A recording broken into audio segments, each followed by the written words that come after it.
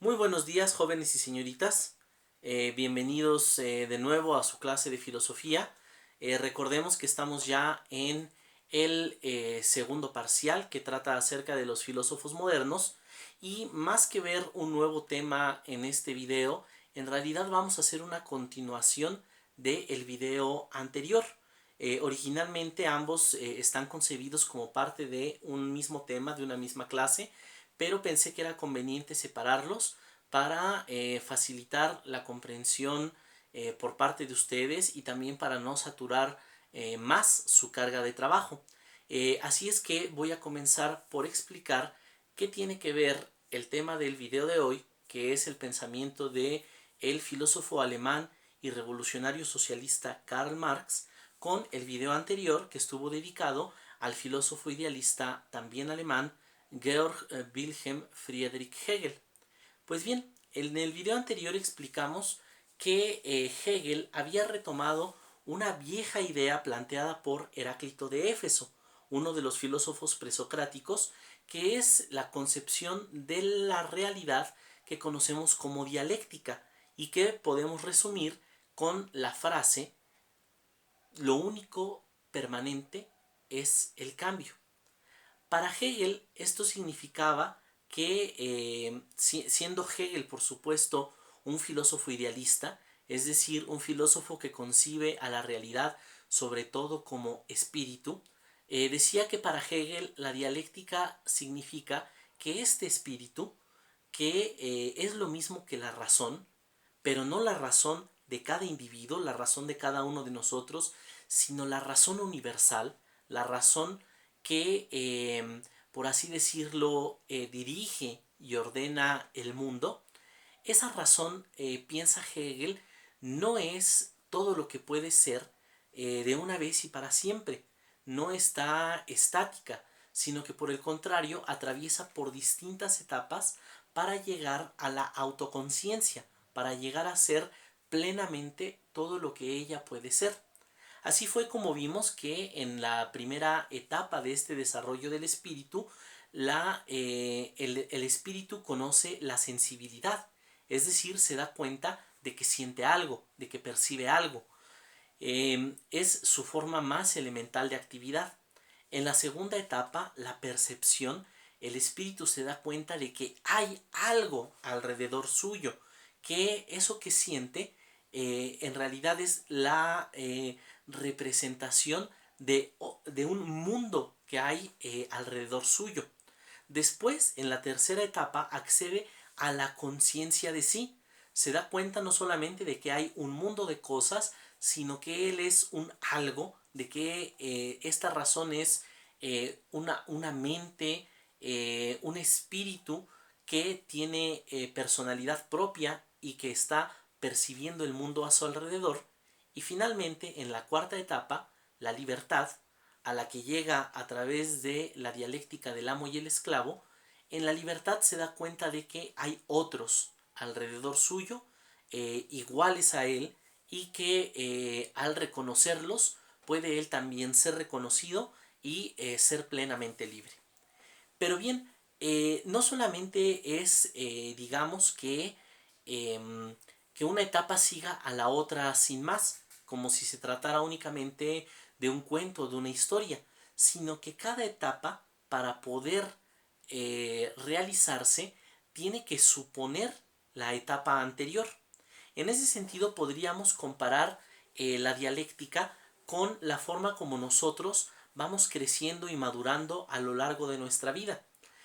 Por ejemplo, si pensáramos en cuando éramos niños, podríamos tratar de recordar de qué manera era que nosotros percibíamos a los adultos. Es decir, cuando somos niños, pensamos que los adultos son libres, que son divertidos, que pueden hacer todo lo que quieran, que tienen acceso a todo lo que desean, y en pocas palabras pensamos que ser adulto es una cosa genial, que ser adulto significa ser grande y poder realizar cualquier deseo que tengamos. Pero cuando crecemos un poco más en la etapa en la que se encuentran ustedes, que solemos conocer como la adolescencia, nos damos cuenta de que la vida de los adultos no es como imaginábamos. Nos damos cuenta de que los adultos a veces son deshonestos, nos damos cuenta de que a veces también son melancólicos, cuando no, francamente, miserables. Nos damos cuenta de que tienen que padecer pues una serie de pruebas que no nos atraen mucho en realidad, para poder tener el acceso al dinero. Tienen que trabajar para poder vivir y ser adultos. Y la pregunta aquí sería, ¿cómo creen ustedes que los propios adultos concebimos la adultez? Resulta que no podemos imaginarnos esto hasta que experimentamos lo que es la vida adulta, y si tenemos un poco de suerte y logramos realizarnos en alguna medida en lo que hacemos, entonces quizás nos demos cuenta que la vida adulta no era tan mala tampoco como pensábamos, sino que la realidad es algo que supera tanto las expectativas del niño como las expectativas del adolescente. Yo les puedo decir que sí, la vida adulta está llena de dificultades y de pruebas, pero que también la recompensa de atravesar esas pruebas y esas dificultades merece la pena el crecer y el asumir la vida adulta. Lo que quiero decir al hablar de esto como ejemplo de la dialéctica es que cada etapa anterior llega a un punto en el que no se puede sostener más, y entonces, por medio de una gran convulsión, por medio de una gran crisis, da nacimiento a la siguiente etapa. Por ejemplo, ahora mismo que ustedes son adolescentes, enfrentan una crisis más de las muchas que hay en la vida. Nuestra primera crisis es nacer. Somos concebidos en un vientre que en un momento es un espacio acogedor que nos ofrece todo lo que necesitamos, pero cuando crecemos, mientras nos estamos gestando, llega a un cierto punto en el que el vientre ya no puede contenernos más, y viene la primera crisis de la vida, que es nacer. Después vienen otras crisis. La crisis de la adolescencia es la crisis de cuando ya no podemos seguir siendo niños. Tenemos una realidad contradictoria. Tenemos cuerpos que han crecido, que han madurado, pero todavía tenemos las circunstancias de vida de un niño. Hemos crecido, pero seguimos viviendo en el hogar paternal. Y entonces sufrimos la crisis llamada adolescencia, y cuando ésta termina, se abren para nosotros las puertas de la adultez. Y así eventualmente llegamos también a la última crisis de nuestra existencia, que es la muerte. Pues bien, Karl Marx pensaba que Hegel había descubierto algo brillante cuando había logrado concebir la realidad como algo que cambia atravesando distintas contradicciones. Pero él estaba en desacuerdo con el enfoque idealista de Hegel. Así es que lo que Marx realizó fue tomar la dialéctica de Hegel, pero aplicarla a la concepción materialista del mundo. Él pensaba que la realidad no es este espíritu o razón universal del que hablaba Hegel, sino que la realidad es la vida material del ser humano, lo que significa que la realidad del ser humano es determinada por su propio esfuerzo por satisfacer sus propias necesidades. Esto quiere decir que los rasgos que tiene, por ejemplo, una sociedad dependen de qué tan desarrollada se encuentra la capacidad de los seres humanos para satisfacer sus necesidades, y que a partir de esa capacidad el ser humano también organiza a su sociedad. Así es que Marx nos va a hablar de una serie de etapas históricas que la sociedad humana ha ido atravesando conforme ha ido perfeccionando su capacidad de satisfacer sus necesidades. Así es que en la primera etapa histórica, los seres humanos somos todavía nómadas, y para sobrevivir debemos cazar y recolectar. la mortandad es muy grande y la vida es una lucha encarnizada por obtener lo más indispensable. En esta sociedad primitiva, que Marx llama el socialismo primitivo, tampoco existen diferencias entre las personas, porque la lucha por sobrevivir es tan encarnizada que todos necesitamos de todos. Es necesario la salud de cada miembro del grupo para poder salir mañana a buscar la siguiente porción de alimento. Así es que la gente no posee tampoco nada más que apenas las propias herramientas que utiliza para cazar, para sobrevivir, para lo más indispensable. Pero esto cambia cuando el ser humano descubre la agricultura. Cuando el ser humano descubre la agricultura, puede por primera vez quedarse a vivir en un mismo lugar. Pero también ocurre un nuevo hecho, que es que por primera vez existe un excedente en lo que producimos. Con la agricultura por primera vez podemos acumular el fruto del trabajo, nace la riqueza de la sociedad, pero también nace la propiedad, porque la gente considera como suyo aquello que ha cultivado con su propio esfuerzo. Y al surgir la propiedad, nos dice Marx, surge también por primera vez una división de clases sociales. En esta primera etapa histórica, cuando surgen por primera vez las clases sociales, hay una clase que posee la riqueza, que son los amos, y hay una clase que no posee absolutamente nada, ni siquiera su propia libertad, y que se ve sometida a trabajar bajo el látigo del amo, por no poseer ni siquiera la más elemental cantidad de riqueza o de propiedad.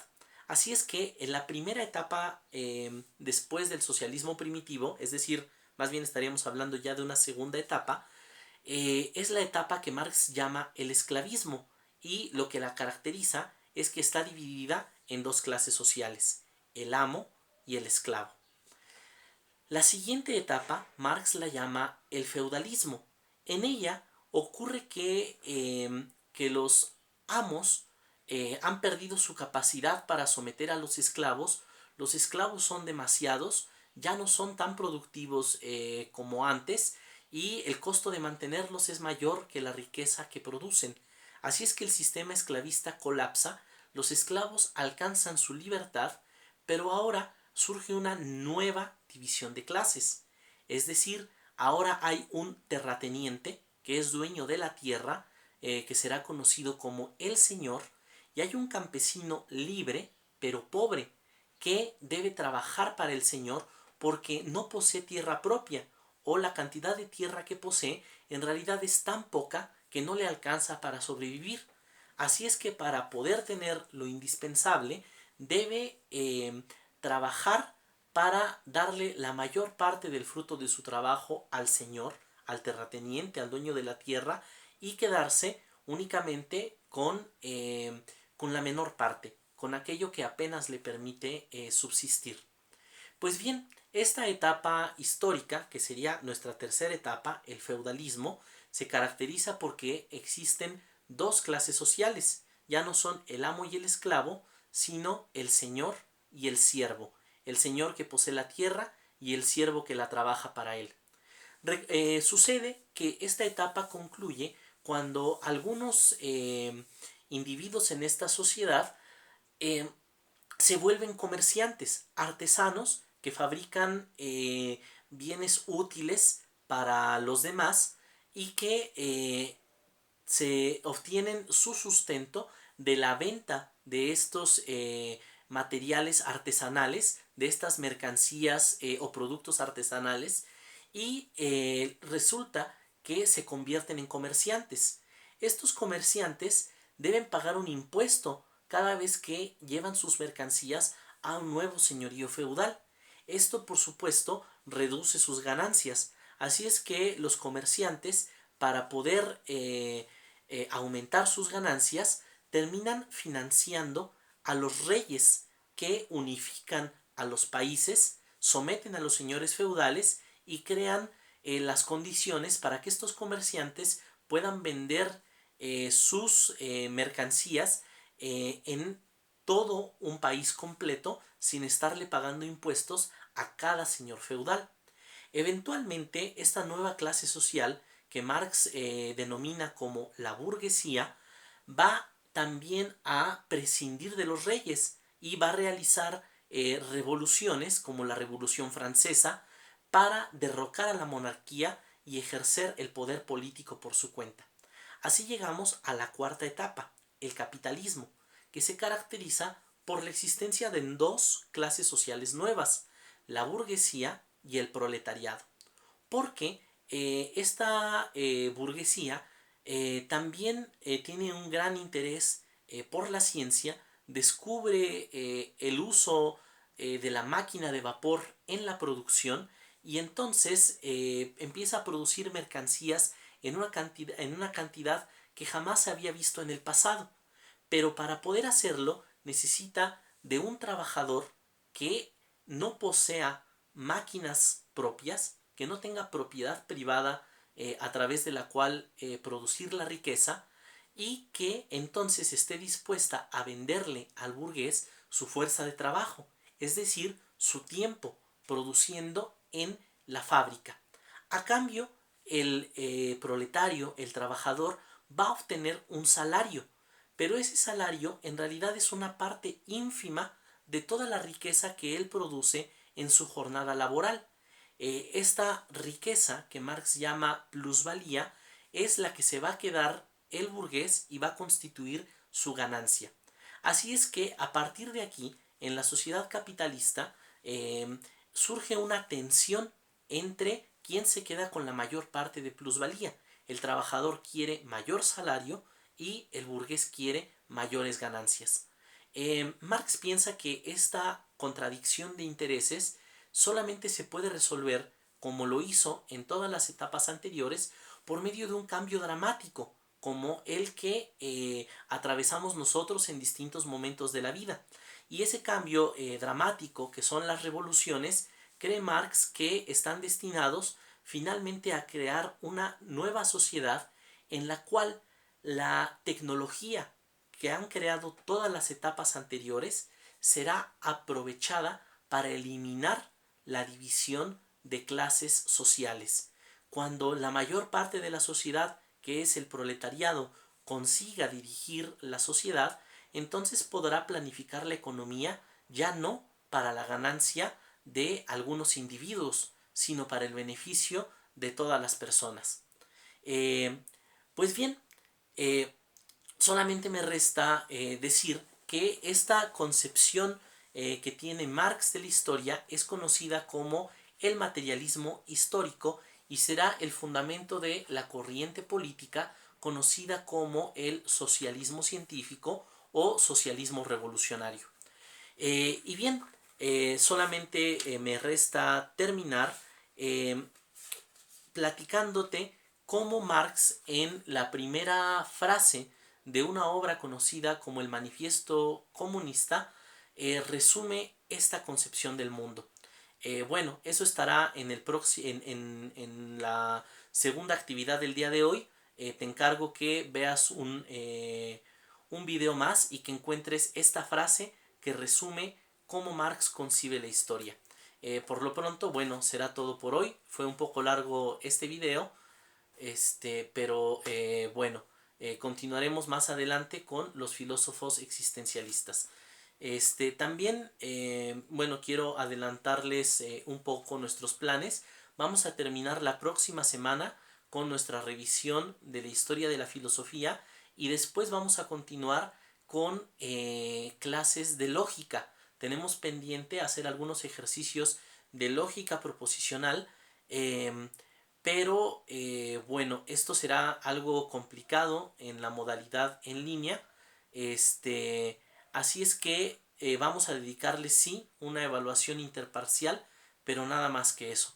Eh, y bueno, agradezco mucho de nuevo toda su paciencia. Espero que quede más claro cuál es el significado de la dialéctica y cómo se diferencia la dialéctica idealista de Hegel con la dialéctica materialista de Carlos Marx. Chao.